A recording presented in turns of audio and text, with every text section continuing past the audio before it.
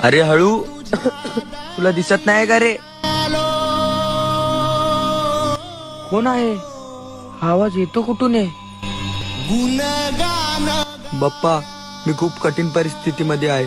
मलाच माझं काही कळत नाही आहे. खूप प्रयत्न करतो आहे यशस्वी होण्याचा, पण काही ना काही विघ्न येतच आहे.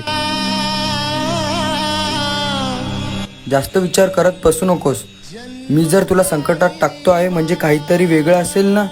मला माहिती आहे हे जे तुझ्यासोबत चालू आहे ते खूप काही वेगळं आहे आणि कठीण सुद्धा आहे, पण चिंता करू नकोस. मी सदैव तुझ्या पाठीशी आहे. उद्धार कराया लवकरच तू यशस्वी होशील. धीर ठेव, हा विघ्नहर्ता तुझे सर्व विघ्न दूर करेन. आशीर्वाद भव.